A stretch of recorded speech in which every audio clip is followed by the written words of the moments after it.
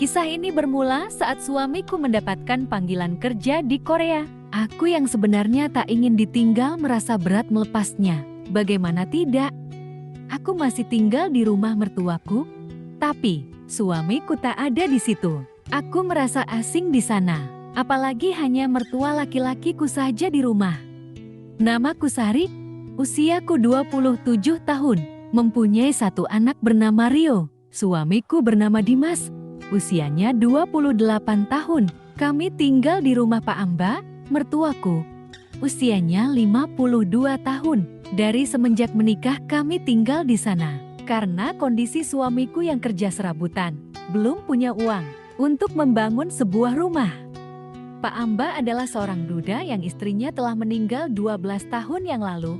Dimas adalah anak semata wayang Pak Amba. Pak Amba adalah sosok yang pendiam. Jarang sekali aku mendengarnya ngobrol. Hanya berbicara 1-2 patah ucapan saja, itu pun jika hal penting. Selama aku tinggal bersamanya di situ, hanya kata ya atau tidak yang terucap. Aku sungguh merasa berat jika Dimas sampai jadi pergi ke Korea, tapi Dimas tetap memaksa untuk pergi ke sana.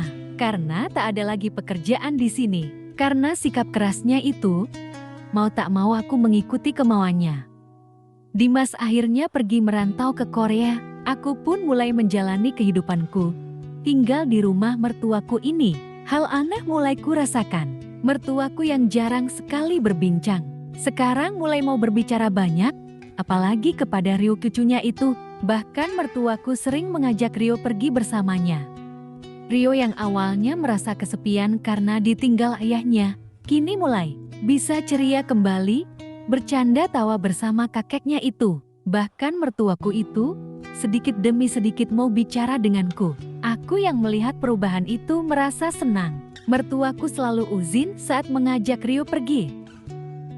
Suatu ketika saat Rio sudah tertidur, aku yang kangen dengan Dimas. Melamun memikirkan Dimas di sana, aku melamun di teras rumah. Mertuaku yang melihat itu menghampiriku. Dia berkata, "Jangan dipikirin terus.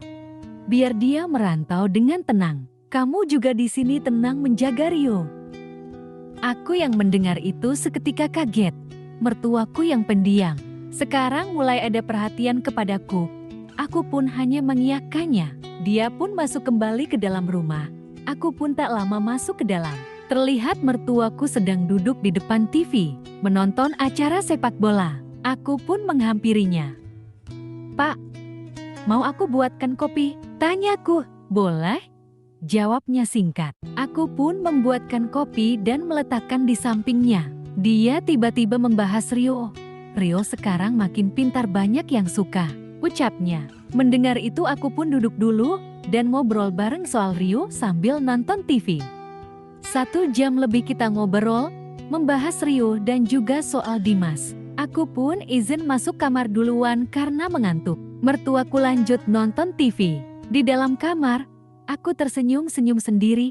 Aku sangat senang. Akhirnya aku bisa ngobrol dengan mertuaku. Hari demi hari berjalan. Kami sekarang menjadi dekat. Tak hanya sebatas ngobrol, kami juga tertawa bersama, saling curhat dan minta pendapat. Ternyata, di balik sifat pendiamnya itu dia adalah sosok yang bijaksana. Dia memberikan masukan kepadaku saat aku merasa kangen dengan Dimas. Perpisahanku dan Dimas hanya sementara, sedang mertuaku sudah 12 tahun, menjalani hidup sendiri tanpa pasangan. Aku yang mendengar cerita-ceritanya, mulai tenang kembali. Bahkan saat aku sedang ribut dengan Dimas di telepon, dia selalu menasehatiku. Lama-kelamaan aku menjadi nyaman dengannya. Aku mulai merasakan keanehan pada perasaanku. Meskipun aku tahu ini sesuatu yang salah, akan tetapi ini terjadi begitu saja. Saat itu Rio yang mengajakku jalan-jalan ke pantai, aku menolaknya. Karena tempatnya yang jauh dan aku tak bisa membawa motor. Rio mengadu ke kakeknya. Mertuaku mendatangiku dan berkata besok biar Rio main ke pantai. Mertuaku yang akan menghantarkan aku dan Rio untuk ke sana. Mendengar itu aku pun mengiyakannya. Keesokan harinya, kita berangkat bertiga menggunakan sepeda motor. Pagi-pagi kita berangkat melewati jalan raya. Lokasinya yang lumayan jauh, Karena lewat jalan raya, kita sampai pantai siang. Rio asik bermain pasir dengan kakeknya, sedangkan aku menunggu di pinggiran. Siangnya kita makan bersama dan bercanda tawa bersama. Waktu sudah sore, tapi Rio masih ingin bermain. Akhirnya kita kesorean dari sana. Karena kondisi malam hari banyak bus besar dan truk gede yang melintas jalan raya. Akhirnya kita sepakat melewati jalan tembusan, selain menghindari kemacetan. Jalan ini juga lebih cepat, namun jalannya yang jelek belum diaspal. Kami pun melintasi jalan itu, mertuaku selalu mengerem mendadak. Menghindari jalan yang rusak parah dan berlubang. Maklumlah, usianya yang sudah berumur membuatnya tidak begitu lihai mengendari di malam hari. Karena suka mengerem mendadak, aku sampai maju ke depan. Lama-kelamaan, aku jadi merasakan sesuatu yang enak. Mungkin karena Dimas sudah setahun pergi. Akhirnya sampailah kita di rumah, kondisi sudah malam. Di perkampungan sudah sepi. Rio pun karena kecapekan dan kena angin di motor. Dia pun tertidur pulas. Kakeknya langsung menidurkannya di kamar. Sedang aku masih beberes. Mertuaku pun duduk di sofa ruang tamu. Aku yang sudah selesai beres-beres ikut duduk di sofa ruang tamu. Saat aku duduk, aku merasa ada yang memperhatikan. Aku jadi salah tingkah. Aku pun melirik ke arahnya. Mertuaku dengan mata berbinar melihatiku. Aku makin solteng. Karena terbawa suasana, aku langsung mendekat. Aku tahu apa yang dia mau saat itu, meskipun mulutnya tak berkata apa-apa.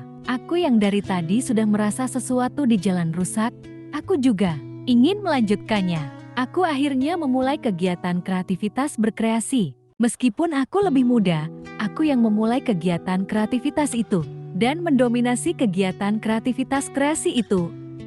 Berjam-jam aku menyalurkan kreativitasku dalam kegiatan berkreasi itu. Meskipun begitu, mertuaku cukup kreatif dalam berkreasi. Meskipun usia sudah lanjut, namun kreativitasnya mengalahkan yang muda. Aku sampai terkagum-kagum dengan kreativitasnya itu. Setelah selesai, aku duduk kembali dengan tenang. Dia meminta maaf. Jika dia melakukan hal yang salah, aku pun menjawab tidak ada yang salah. Semua terjadi begitu saja. Akhirnya aku pun izin ke belakang untuk mandi dulu. Aku pun mandi.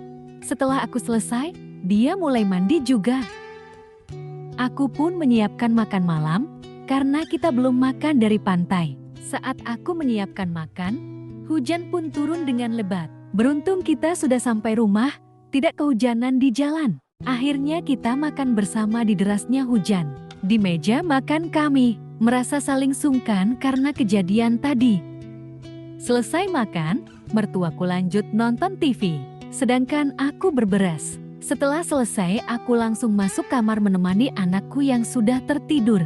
Tapi batinku gelisah, didinginnya suasana karena hujan deras yang turun. Pikiranku kesana kemari. Akhirnya aku memutuskan untuk keluar ikut menonton TV. Tanpa sepatah kata terucap dari kami berdua, hanya mata yang saling melirik. Akhirnya aku memulai lagi kegiatan mengasah kreativitas kreatif. Dan kegiatan kreatif itu, muncullah banyak posisi kreatif dalam berkreasi. Aku yang merasa senang, sesekali berteriak-teriak kecil. Menyalurkan kreativitasku, yang lama tak tersalurkan. Karena banyak kreasi dalam kegiatan kreativitas itu sampai berjam-jam. Tak hanya di depan TV, kegiatan kreativitas berkreasi pun terjadi di sofa dan meja ruang tamu. 3 jam kegiatan kreativitas kreasi itu terlaksana. Aku yang merasa lelah kembali masuk ke kamar untuk tidur. Sebelumnya aku mengucapkan terima kasih kepada mertuaku karena dia mau menemaniku menyelesaikan kegiatan kreatif berkreasi itu. Hari demi hari berlalu, kegiatan demi kegiatan kreativitas itu sering aku kerjakan. 2 tahun sudah Dimas merantau ke Korea. Akhirnya Dimas pulang juga. Dimas membawa pulang uang yang lumayan. Awalnya dia mengajakku untuk membuat rumah dan pindah dari rumah Pak Ambo. Tapi aku menolaknya. Aku bilang mending bikin usaha kecil-kecilan di depan rumah Pak Ambo. Untuk mencukupi kebutuhan keluarga sehari-hari. Sisanya kita tabung. Untuk nanti siapa tahu ada kebutuhan. Dimas pun mengiyakan ideku itu. Kini aku punya usaha toko kecil-kecilan di depan rumah mertuaku. Tak hanya itu, aku juga masih sering melakukan kegiatan kreatif ditemani mertuaku. Sekian cerita ini hanyalah cerita tentang kisah perjalanan hidupku. Aku pun tidak membenarkan diriku. Dan jangan kalian sepertiku ini melakukan hal yang salah. Jadikan pembelajaran atas sikapku ini. Ambil sisi positifnya, buang sisi negatifnya. Terima kasih mengikuti sampai akhir.